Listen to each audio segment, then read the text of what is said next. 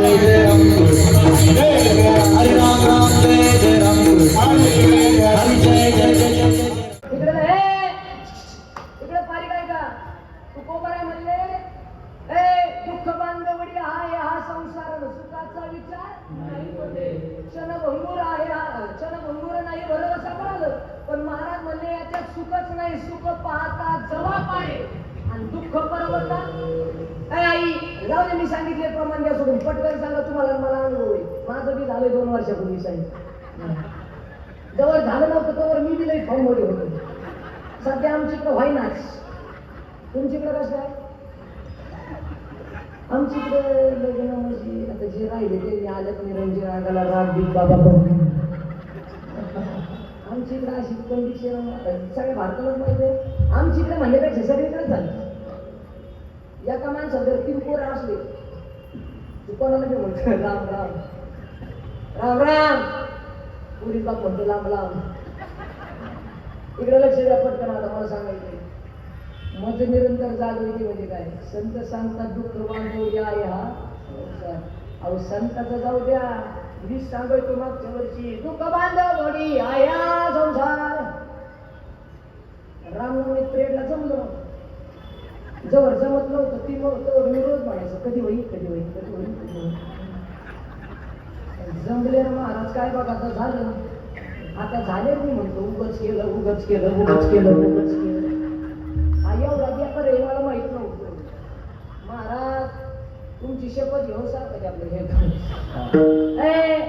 आता हे जाऊ दे इमानदारीने सांगा पटकन मला इमानदारीने पटकन मला जाऊ दे बाकीचं मला सांगायचं नाही मला फक्त निरंतर जागविती सांगायचं सोडायचं पटकन मला संसारात सुख आहे का दुःख आहे हे बोला ना काय पुरुष वर्ग संसारात काय तुम्ही आता नाही बोला जीवनच्या व्याख्या कसं बोला तुम्ही हुशार आहे महाराज संसारात तुमचं मला माहित नाही पण खरं सांगतो महाराज नारायणाच्या गादीवरून लय दुःख आहे भाऊ मला लय हौस लागली होती लग्नाच्या आधी एक दिवस मी माझ्या माईला म्हणलं म्हणे बाईपाशी सगळं करीन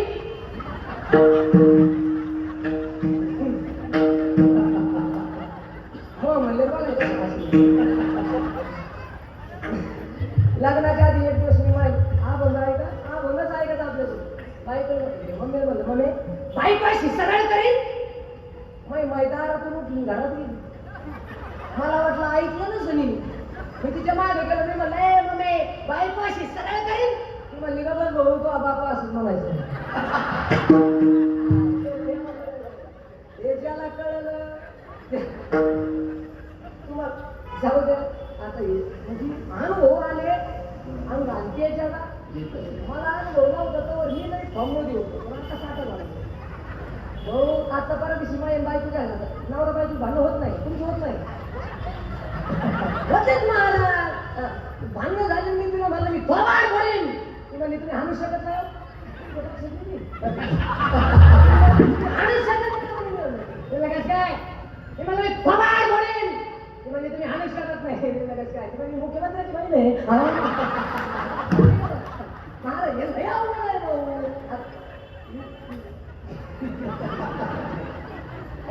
म्हणजे मी भेटू मी तर असं काय नाही महाराज मी भेट नाही अजिबात आता मी बदलापूर आलो तर मी भेटून नाही महाराज कुणाला भेट नाही अजिबात नाही साहेब भेट नाही तुम्हाला अजिबात नाही भेट नाही हा भांडण झाले का पळून जातो मार खाता आपलं काय हा नाही का अजिबात हा मुद्दा बघा मुद्दा म्हणजे भांडणं झाली ती म्हणली मी म्हणलं मी थोबड होती ती म्हणली तुम्ही आणू शकत नाही मुख्यमंत्री मला वाईट वाटलं ना आपण आपला आपण जर आपण भेट नाही मी म्हणलं असं आहे का तुझा कार्यक्रमच करतो ती म्हणली जाऊ द्यावं जाऊ मी म्हटलं ऐक ना जाऊ दे ना मी तुझा कार्यक्रम करतो ती म्हणली ऐका ना माझा एक प्रश्न आहे तुम्हाला तेवढा प्रश्न सांगा बस म्हटलं मग काय प्रश्न म्हणलं पटकन बोल ती म्हणली महाराज इमानदारीने सांगा म्हणजे इमानदारीने सांगा मी जर ऐका ना ती म्हणली इमानदारीने सांगा आपल्या लग्नाला किती वर्ष झाली मी मला 1 वर्ष झालं बरोबर आहे 1 वर्ष आता एक मज निरंतर हा बाबा सोडायचं नाही मज निरंतर ऐका मी म्हणलं किती दिवस झालं मी म्हणलं 1 वर्ष झालं भाऊ आता 1 वर्ष झालं 1 वर्ष झालं ती म्हणे म्हणलं 1 वर्ष झालं भाऊ 1 वर्ष झालं ती म्हणली बरं ठीक मग महाराज 1 वर्ष झालं जोपर्यंत आपलं लग्न झालं नव्हतं आपली एंगेजमेंट झाली त्यावेळेस तुम्ही मला म्हणायचं मी तुला चांदवर मी चंद्रा म्हणते मी मला ते नाव करेन मी मला अगं बरोबर आहे ना एसटी गेल्यावर कोणी हात करता नाही कळलं का आपला विरोध करायला फोर्जी लागतो मला. ती म्हणली अहो बाकीचं नका सांगू, पटकन सांगा तुमचं माझ्यावर किती प्रेम आहे. मी तिला एकच सांगितलं, मी म्हणलंय बघ माझं तुझ्यावर एवढं प्रेम आहे, एवढं प्रेम आहे की मी सांगू शकत. मग मी तिला म्हणलं काय सांगू आता, हा बंद करायला. मी तिला म्हणलो काय सांगू. ती म्हणली तसं नाही हो सांगा. मी म्हणलं अगं तुझ्यावर एवढं प्रेम आहे मी सांगू शकत नाही. मग तिने गप्प मारावं नाही. ती म्हणली महाराज मग मी जर मेले तर हा विमानातल्या मनात म्हणलं बरं होईल आपले जग. मी म्हणलं तू मेली तर मग मी येणार होईल. मी ऐकलं का माझं निरंतर माझं निरंतर. मी म्हणलं तू मेली तर मी येणार होईल. ती म्हणली महाराज तू मी जर मेले तर. मी म्हणलं तू मेली तर मी येणार होईल. ती म्हणली मग तुम्ही येणे झाले की दुसरी बायको बिकू करणार नाही ना. मी म्हणलं येण्याचा काय नियम आहे.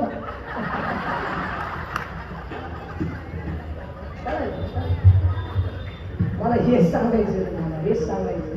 अहो एवढं दुःख आहे महाराजाच्या. एकच उदाहरण सांगतो माझं कीर्तन थांबवतो ऐका.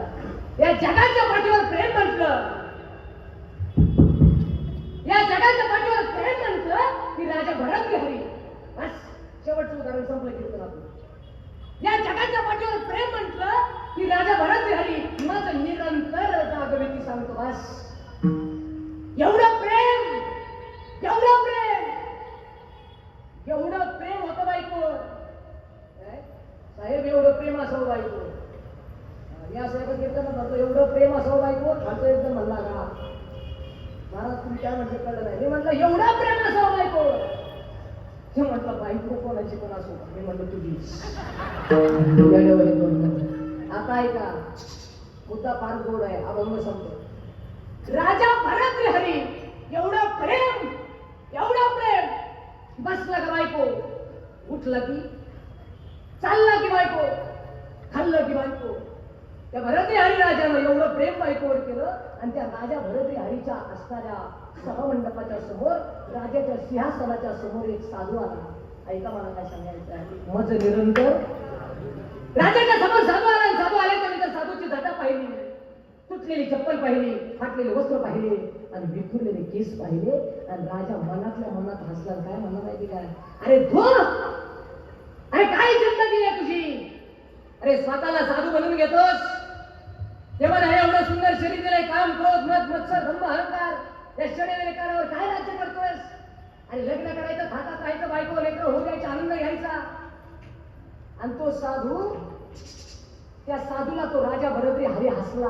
ऐका रे, राजा त्याला हसला. राजाला हसलेला पाहिलं. साधूच्या अंतःकरणामध्ये भाव प्रगट झाला. राजा बायकोच्या धुंदीमध्ये बेधुंद झालेला आहे. राजाला संसारामध्ये त्या ठिकाणी बेधुंद अवस्थेत गेलेला आहे. साधूच्या लक्षात आलं हा या संसारामध्ये झोपलाय, याला जागं करण्याची काय गरज आहे, संधी आहे. राजा भरतहरीच्या जवळ गेला आणि सांगितलं, हे राजा, अरे तुम्हाला हसलास, हसू दे, मला काही वाटलं नाही. पण राजा एका पिशीतलं हातातलं फळ काढलं, पिशीतलं फळ हातामध्ये दिलं आणि सांगितलं, जा ते फळ खा, अमर होशील. काय ते फळ खा, अमर होशील, अमर. आता ऐकाय बदलापूरकर राजाला साधूनी काय दिलं, बोला ना. अरे तुमच्यासाठी 9 तास प्रवास करून आलो. ही काय